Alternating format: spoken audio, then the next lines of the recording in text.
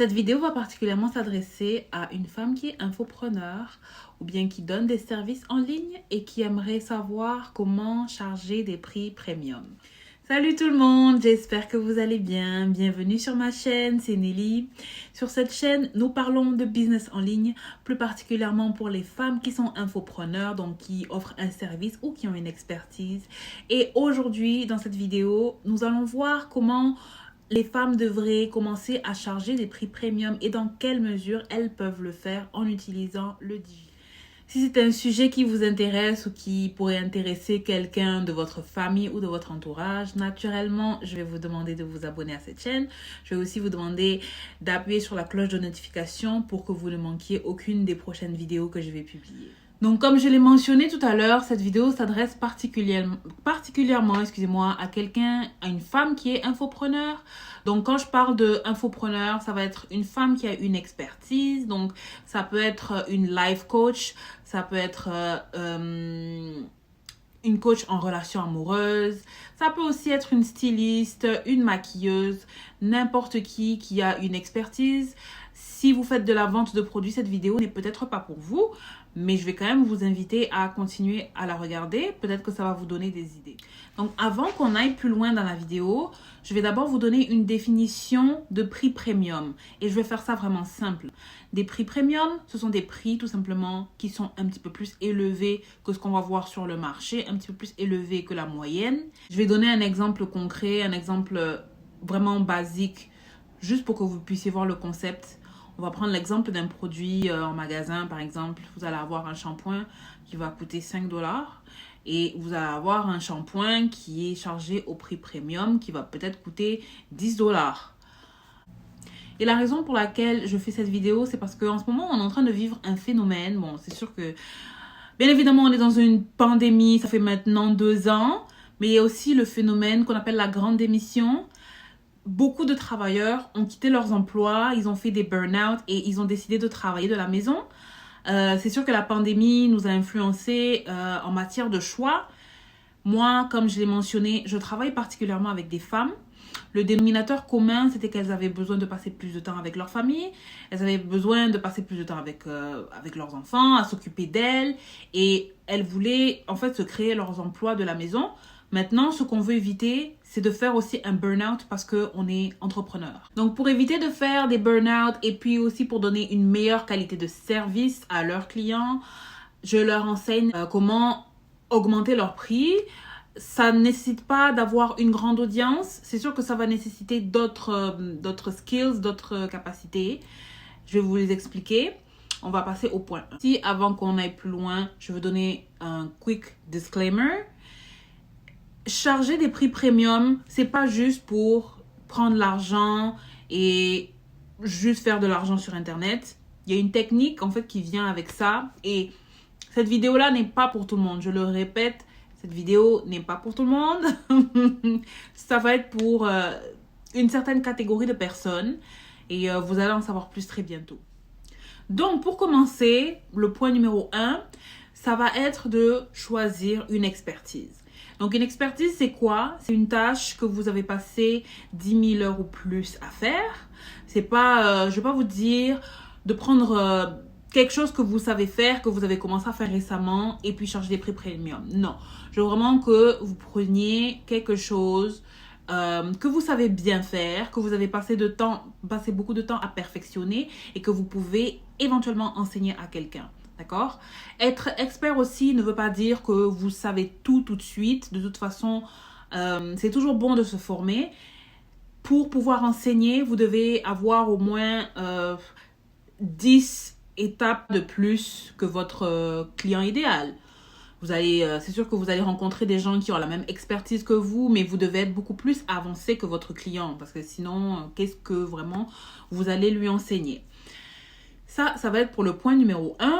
Choisir votre champ d'expertise, votre expertise. Donc, le point numéro 2, et je sais qu'il y a beaucoup de personnes qui n'aiment pas beaucoup parler d'argent, qui sont très vite inconfortables quand on commence à parler de monnaie, mais c'est vraiment important. Vous devez savoir quel est votre objectif de revenu. Votre objectif de revenu sur le mois, sur le trimestre et puis éventuellement sur l'année. Pourquoi? Parce que vous devez faire le reverse engineering. Je sais pas comment le dire en français. En fait, au lieu de vous dire combien est-ce que... Au lieu de fixer un prix immédiat et puis de vous dire ok, j'ai besoin d'avoir 50 clients, donnez-vous plutôt un objectif de revenu fixe pour le mois et demandez-vous combien de personnes est-ce que vous pouvez aider, réalistiquement parlant. Je ne vais pas vous dire de charger 10 000 $ juste pour que vous envoyiez votre cliente sur des sites internet. Par exemple, si vous êtes styliste, que vous lui envoyez des sites internet. Oui, vous n'allez pas charger une cliente, par exemple, 10 000 $ et puis vous allez juste lui envoyer des sites internet de référence. C'est parce que vous allez vraiment lui donner un accompagnement. Donc, il faut que vous soyez réaliste, en fait, avec vos objectifs de revenus. Je sais qu'il y a certaines personnes qui sont encore au travail aussi. C'est pas tout le monde qui est déjà entrepreneur. Il y a certaines personnes qui aimeraient quitter leur emploi. Donc, demandez-vous, si vous voulez remplacer votre revenu, quel est votre objectif de revenu par mois? Donc, pour le point numéro 2, prenez votre objectif de revenu et divisez-le par le nombre de clients que vous pouvez prendre réalistiquement parlant par mois. D'accord? Ça va vous donner à peu près une idée des prix que vous devez fixer pour vos services. Et le point numéro 3, ça va être de vous demander qui est-ce que vous voulez aider. Donc, qui est votre client idéal, qui est la personne qui va le mieux bénéficier de vos produits. Prenez cette personne-là et imaginez-vous, essayez d'analyser quel est le problème qui lui coûte cher. Une fois que vous aurez identifié le problème qui lui coûte cher, vous allez être en mesure de pouvoir déterminer quel genre de transformation vous allez pouvoir lui donner. Pas seulement la solution, mais vraiment la transformation que vous allez lui donner. Je vais vous donner un exemple, ok? Donc moi, je suis Nelly, je suis styliste en magasin depuis maintenant plusieurs années. Je travaille dans un magasin un peu haut de gamme. Et je remarque que la clientèle qui vient, ce sont des femmes professionnelles. Moi, maintenant, dans mon cercle, j'ai beaucoup d'agents immobiliers, d'agentes immobilières. Puis elles me parlent en fait un petit peu de leurs difficultés quand elles vont faire le shopping. Déjà, elles n'ont pas beaucoup de temps parce qu'elles sont souvent sur la route pour aller faire des visites ou aller rencontrer des clients. Mais les clients qu'elles ont aussi, ce sont des clients un petit peu plus select, si on peut dire ça comme ça. Elles vendent des maisons de luxe. Donc, elles ont envie d'avoir le look. Maintenant, le problème, c'est qu'il n'y a pas beaucoup de temps pour aller faire du shopping. Acheter en ligne aussi, des fois, la qualité, c'est pas vraiment ce à quoi on s'attendait. Les tailles aussi, ça ne va pas. Ça devient vite une frustration d'aller faire du shopping. Moi, maintenant, quand elles viennent me voir, elles me parlent de tout ça et j'ai compilé les informations, j'ai compilé ce qu'elles me disent et je décide de leur donner un service où non seulement je peux les accompagner dans le choix de leur garde-robe. Alors, je vais prendre en compte, par exemple, leur morphologie, leur teinte de peau. Je vais aussi prendre en compte les endroits qu'elles fréquentent. Bien entendu, je connais aussi leur budget. Je connais aussi les endroits où est-ce qu'elles peuvent avoir des rabais intéressants. J'ai d'autres contacts aussi dans le milieu de la mode qui pourraient m'aider à leur trouver des pièces un petit peu plus select quand elles ont des galas, quand elles ont des dîners d'affaires. Je sais que dans ma clientèle aussi, il y en a beaucoup qui ne sont pas encore très expérimentées. Elles sont en train de commencer leur carrière d'agente immobilière.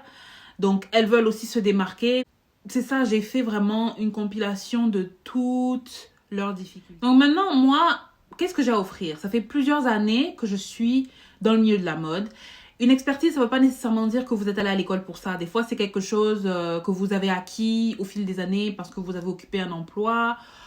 Comme je l'ai dit tout à l'heure, c'est parce que vous avez acquis 10 000 heures d'expérience, 10 000 heures à faire cette tâche. Et le nom de plusieurs designers de mode, j'ai le nom de certaines adresses, je sais quand est-ce qu'elles peuvent avoir des rabais sur certaines marques avant même la plupart des clients. Donc, je veux leur donner un service complet. D'accord? Je vais l'accompagner de A à Z à refaire sa garde-robe. À la fin, en fait, de mon programme, elle va avoir plus de confidence, elle va être plus en confiance avec elle-même. Elle aura une garde-robe qui lui convient, donc ça va lui éviter de faire des allers-retours en magasin, ça va lui éviter de faire la frustration. Elle est habillée plus chic, elle a plus confiance en elle. Quand elle rencontre ses clients, son énergie est complètement différente, ça se sent, même dans ses relations maintenant. Si elle était célibataire... elle va en date et bref, vous voyez un petit peu le portrait. Quand je parle de transformation, c'est ça, je l'accompagne du point A. Donc, elle était perdue, elle ne savait pas comment faire son shopping. Souvent, elle faisait des remboursements. Elle a même perdu beaucoup d'argent parce qu'à un moment donné, elle ne pouvait plus faire de remboursement. Et à la fin de la transformation, je l'accompagnais jusqu'au point B. Je lui ai vraiment tenu la main. Elle avait accès à moi aussi quand elle allait faire ses achats. Et transformation, c'est quoi? C'est ça, elle a plus confiance en elle. Elle est plus détendue. Elle a plus de succès quand elle va faire ses visites et elle a une meilleure image en fait. Donc bref, ça c'est pour le point 3. Demandez-vous quel est votre client idéal, quelle est la personne qui va le mieux bénéficier de vos services. Essayez de voir quelle est la valeur ajoutée que vous lui apportez, en fait, quelle est la transformation que vous lui donnez. Donc vous devez absolument connaître votre client idéal parce que vous allez l'étudier. C'est en l'étudiant que vous pouvez vraiment déterminer quels sont ses besoins. C'est en l'étudiant que vous pouvez vraiment déterminer quelles sont ses difficultés et quelle est la valeur ajoutée que vous pouvez lui. Donc, je vais juste récapituler ce qu'on a dit jusqu'à maintenant, les 3 étapes. La première étape, c'est de choisir une expertise. Donc, quelque chose que vous savez faire. Vous avez acquis beaucoup d'expérience, une tâche en fait que vous avez passé beaucoup de temps à faire. Le deuxième point, c'était de savoir quel est votre objectif de revenu. Et le troisième, c'était de savoir qui est votre client idéal, quelle est la valeur ajoutée que vous pouvez lui apporter. Donc, bien évidemment, il y a des avantages et des inconvénients à ce genre de modèle d'affaires. Comme je l'avais dit déjà en début de vidéo, c'est pas pour tout le monde. L'avantage, en fait, de charger des prix premium, en général, vous travaillez avec votre client sur une durée un peu plus longue. Il s'agit vraiment de transformation. Ce n'est pas un produit que vous vendez, mais c'est vraiment une transformation. J'insiste sur le mot transformation parce que ce n'est pas seulement une seule solution. Une transformation, ça va être un ensemble de solutions qui va amener la personne à changer. Et on a parlé aussi de problèmes, de difficultés que votre cliente elle rencontre. Le fait qu'elle ait accès à vous pendant plus longtemps, ça va la mettre aussi en confiance. Moi, j'ai vu des cas de figure où... il y avait, je vais donner mon exemple. Avant que je commence à travailler avec ma mentor, j'ai parlé avec plusieurs coachs et la raison pour laquelle je n'avais pas continué de travailler avec eux, c'est parce que on ne travaillait pas assez longtemps ensemble et j'avais besoin en fait à une personne avec qui je pourrais discuter, à qui je pourrais poser des questions. Il y a plusieurs personnes aussi qui m'ont demandé, mais Nelly, pourquoi tu fais pas des mini-cours? Pourquoi tu fais pas des mini-e-books? Bon, j'ai fait un workbook, d'ailleurs, je vais le mettre dans le lien de la description. La raison pour laquelle je fais pas ça, c'est parce que justement, j'aime ouvrir mon robinet de connaissances et ne pas le refermer. Quand je travaille avec une cliente, elle va avoir accès à moi. C'est sûr que, bon, il va y avoir des périodes où je vais donc la coacher de façon plus personnelle, mais elle pourra m'envoyer des messages plus souvent et je vais vraiment faire le suivi de sa transformation. Ok. Ensuite, je vois pas comment est-ce que... c'est pas que je vois pas, mais pour l'instant, j'ai pas envie de donner un cours qui va lui coûter par exemple 150$, mais après, elle en voudra plus. Mais qu'est-ce qu'elle fait quand elle en veut plus? Souvent, quand ils en veulent plus, ils vont aller voir quelqu'un d'autre. Ça, je l'ai vu arriver, même pas moi personnellement, mais je l'ai vu arriver plusieurs fois. J'ai vu ce cas de figure arriver là. Donc, encore une fois, transformation, transformation, transformation. Puis, je dirais que le plus difficile avec ce modèle d'affaires, c'est de maîtriser son mental.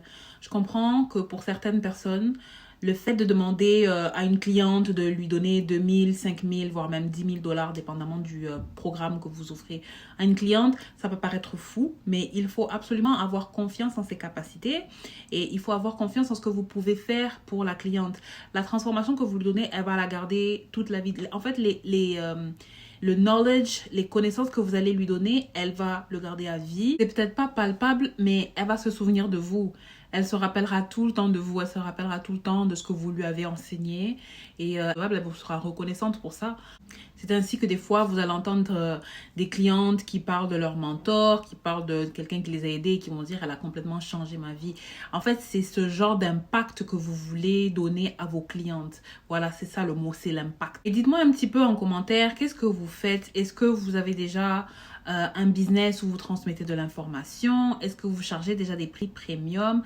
J'aimerais que vous me partagiez un petit peu votre expérience.